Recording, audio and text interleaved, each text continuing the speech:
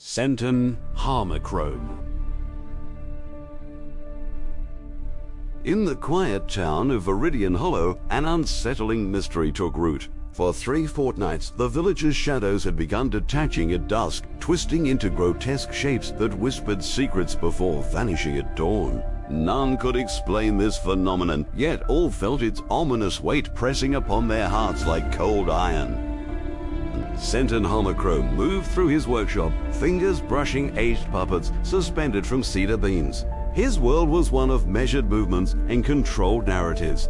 A master puppeteer who crafted solace from shadows. Each morning he performed for children in the square, hoping laughter might dispel the gloom that settled over Viridian Hollow, for he believed stories held the power to mend fractured spirits. On the eve of the equinox, as Scenton manipulated a kingfisher puppet, its shadow tore free from the screen.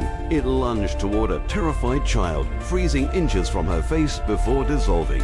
In its wake lay a single obsidian feather, cold to the touch and humming with forgotten memories.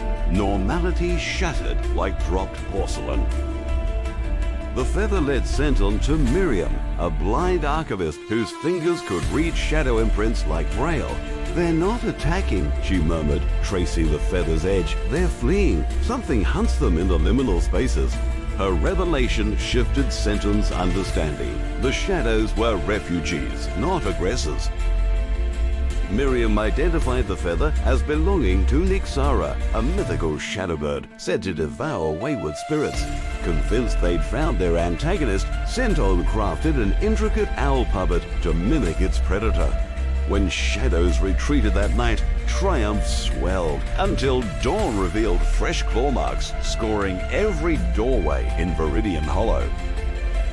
Beneath the clock tower, Scenton confronted the entity, a shifting mass of devoured shadows coalescing into a jagged humanoid form. "You steal my kindred," it rasped through fractured darkness. The puppet master cages what he cannot comprehend. Its words struck like physical blows, revealing Scenton's artistry as unwitting imprisonment. Reviewing his workshop, Scenton discovered his late father's journal, detailing Soul Cage's puppets designed to trap restless spirits. Each performance had unknowingly imprisoned fleeing shadows. The feather wasn't Nixara's, but a distress signal from the first captured shadow. His art had become their gilded prison. At midnight, Scenton faced the amalgam shadow, scissors poised above his puppet strings. Cutting them meant sacrificing his life's work, severing his connection to storytelling. Yet as the entity howled, he sliced every cord.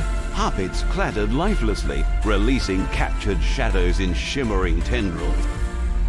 Freed shadows swirled around the clock tower, merging with the entity into a luminous constellation. They formed the true Nixara, not a predator, but a guardian spirit. "We fled the hollowing of hearts," it sang, its voice like rustling parchment. "Your sacrifice restores the balance." With a final cry, it scattered into starlight. Viridian Hollow's shadows now dance harmlessly at dusk, sometimes forming fleeting puppets in the lamplight. Scenton crafts stories without strings, teaching children to shape shadows with their hands.